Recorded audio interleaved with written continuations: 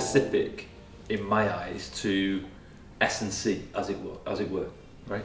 And so this is why if you learn the principles and the foundations of program design for physical challenge broadly, you can take on and help any client, because the principles, whether it's people who want to run a marathon, whether it's people who want to go and do a powerlifting meet, and everybody in between, field sports and so on and so forth, the principles still remain. Okay, we just have to layer over then our understanding of their particular pursuit, so where they want to go, and then sense check that, make sure it aligns with the principle in the way that we're going to approach it. So this is going to be particularly useful for you all, I think. Despite the differences, the commonality is going to be, and what you'll see is the principled approach to program design. I would suggest that a lot of us, because I was there as well, and I think it's fed from the industry, almost sort of start and are looking for a methodology, so a way of doing things, a way of practicing. The methodology is a result of working through the philosophies and principles that sit below it, and that's what you'll see today. So the industry tends to go top down, method first, and then see if you can make it fit the client. We want to go bottom up, where we go philosophies and principles first, and then it makes sense as to how it meets the client.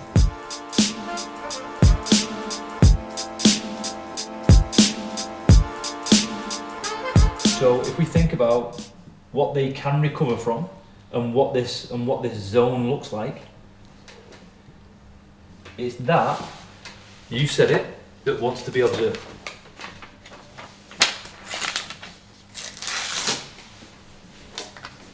That's the thing.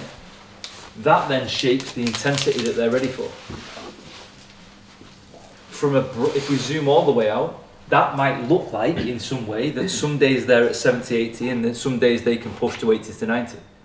The reality is that it's just what they are capable of on that given day, given what's happening in life around them, right? So this zone doesn't actually change. What exists in this zone changes, so what they can recover from changes. Yeah? So it's not actually that you're giving more effort today, you're just always working in the realms in which you can recover from. And some days that's going to be more, and some days that's going to be less. You see the difference between the percentages? Yeah. Definitely. So it's not saying I want you to stay at 70 to 80%, it's I want us to keep in mind what you can recover from. And I want you to give the same, I want you to give 100% of what you can give today, every single time, right? But the key piece then is what can you give, right? Rather than throttling your effort. I want all effort from you. If we're taking Harry for a walk, I want all your effort and focus into this walk. What does that mean? What does that look like? Well, let's set your intentions. I want you to leave your phone here. I want you to be present with me. We're going to do some breathing exercises as we go around. We're going to have some great conversation. I want you to put all your effort into that. You with me? Yeah, I'm with you. 100%. He's in it. He's in the zone. Right?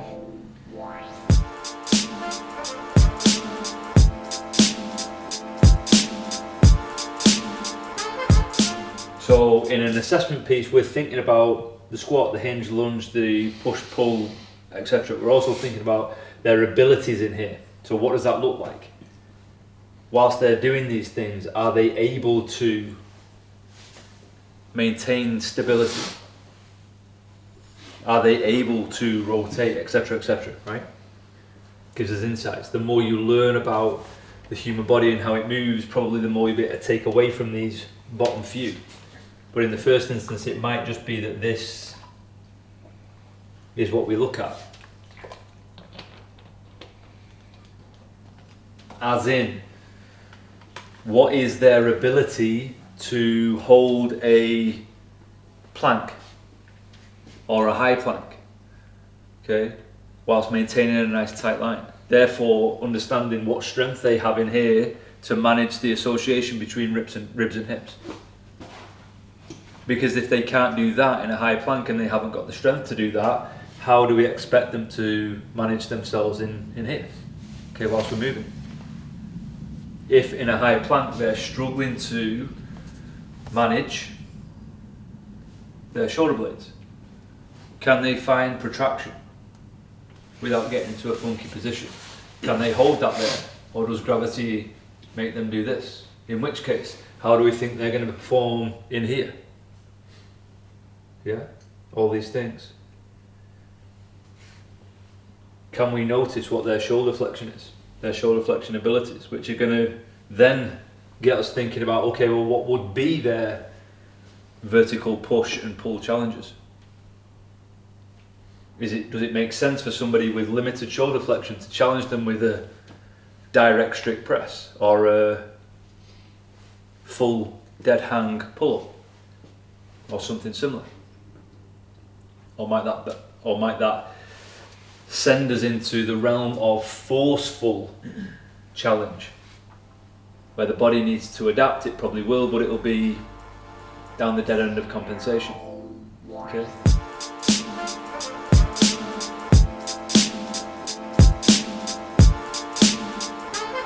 They know that although they might start with some stuff in the tank there, they're starting with the 12-minute piece in mind, rather than starting with, I'm going to smash this first round.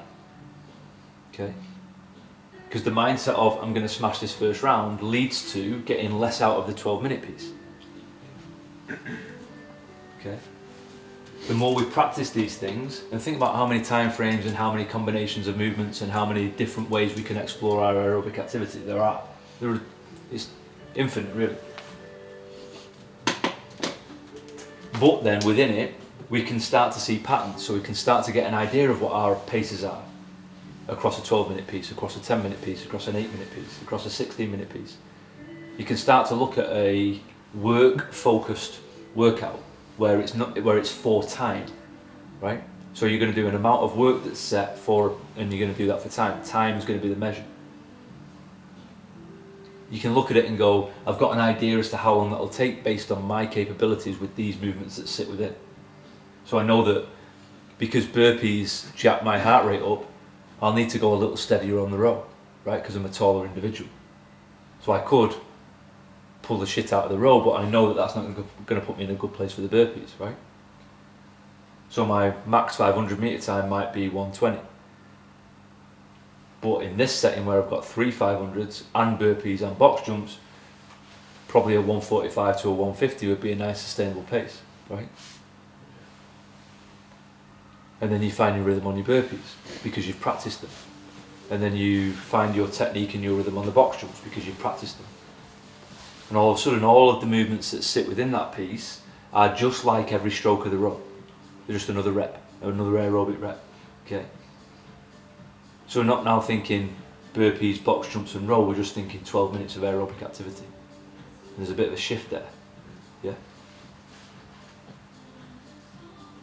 Because putting the skills in these aerobic pieces is almost like the prize for developing the skill of them ahead of time. So everything that we spoke about yesterday as far as skill development is concerned, this could be, if we wanted it to be, the fruits of our labour, where now burpees can exist aerobically in this setting under fatigue and hold their own to be efficient and repeatable, because we've developed the skill to the point.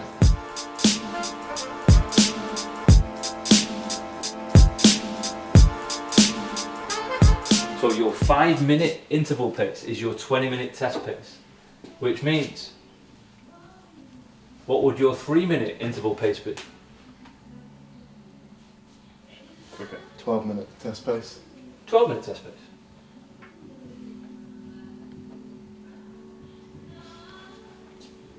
What would your 2-minute? 2-minute intervals, what would you be pitching at? 8. The pace that you can do for 8. Okay? So we start to get a feel for what we're aiming at. So it's not just random all the time. We can use these principles to direct our intentions. Okay? The very cool thing then about this, whether it's CrossFit, whether it's High Rocks, whether it's Turf Games, whether it's Athex, whatever, right? You're faced with a challenge now the conversation that you can have is that 5-minute pace that we've been working on in training.